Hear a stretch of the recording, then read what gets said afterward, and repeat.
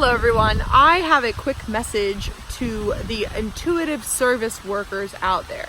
So this is sort of in reference to if you're a life coach, if you're a psychic, if you're a tarot reader, if you're an astrology reader, if you do Reiki, any of that. If you charge for your empathetic and psychic gifts, this video is for you.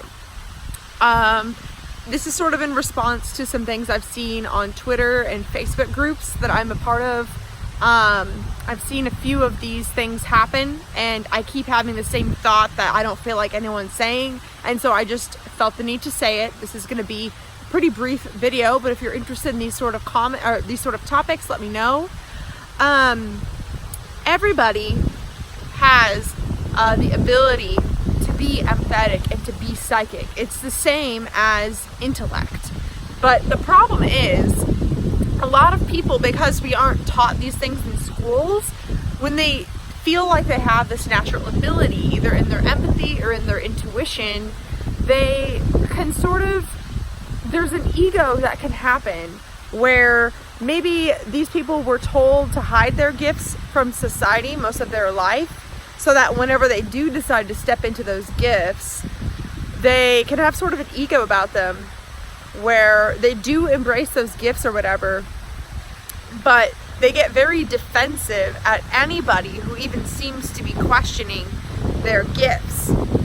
And I guess what I just want to say is that if you do tarot or astrology or any of those intuitive service gifts, as I mentioned, you're not special just because you have that gift.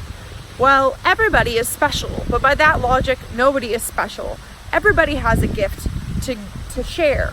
And if you are coming at it from this attitude of, I cannot be questioned because I have this divine gift, then chances are that is fraudulent behavior. And I guess what I'm trying to say here is that a lot of people I've seen have been called out for unethical business practices. They think that it is a defense to be able to say, oh, but I actually am psychic though. And I guess I just want to say, if you are psychic, if you are empathetic, just do better. Do better. Train your gift as a skill. If you can learn to not identify with your psychic gift as an identity and instead view it as a skill that you are learning to harness and take criticism constructively and apply it so that you can improve your skill, it's going to be better for the entire industry. Because I have seen so many dramatic meltdowns from spiritual leaders freaking out once they've been called out on social media. And I just want to tell you that in the age of social media, the customer is always right, in the sense that back in the day, obviously the customer is always right. You want to serve your customers, but with social media, word travels fast. Customers are allowed to share with people and share with their friends if they were unhappy with a reading or with a service that they got from you. And sharing it on social media is not bullying. In fact, what happens is that so many of these people have reached out to intuitive service workers directly and said, I'm unhappy with this reading. That is your chance to listen to them now.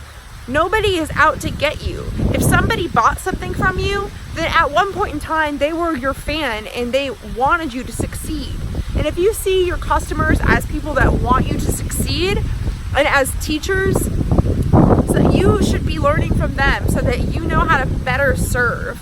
Because just being born with intuition and empathy doesn't make you any better than anybody else. That is a skill that you have a responsibility to hone and to craft. You don't just get to show up and automatically do it. Like, everybody, no matter what your gift to the world is, has to work on it. And we're all being tested constantly to evolve and expand and improve. So I understand that a lot of people feel threatened whenever people don't like what they have to offer. But the correct response would be just to set boundaries. Either you decide to yourself, oh, this isn't the sort of person that I want to serve. This isn't my ideal customer. If they don't like the reading, it doesn't necessarily mean you have to change it, but perhaps you have to change the way you're marketing the reading so that people can better understand what it is you're selling, so that you can attract your customer that you want to be working with. So yeah, this is a huge problem here that I'm noticing in this community the more and more I allow myself to be a part of it. And I really don't like the attitude of, I'm psychic and I'm this like boss ass bitch and you shouldn't even question me. Like, people can see through that, and as much as you want to cry, oh, I'm being bullied, it doesn't look that way. Like, it doesn't look that way. What we see is your shame, we see your guilt, and it's embarrassing. And as a spiritual leader, as somebody who you might consider yourself more empathetic, if you're trying to paint yourself as somebody who's empathetic and intuitive and all these things, or as a healer, or as a mentor, you have more of a responsibility to act the part, or else it's not going to help you at the end of the day. You're only going to attract more and more fearful people that are going to put you on a pedestal and then villainize you later. So it's not the best tactic for really showing up as a healer. So I'm sorry if it's triggering for you to realize that not everybody is going to like you, but you have a responsibility to show up for the industry, for the people that you want to serve. So thank you for watching. Have a wonderful rest of your day.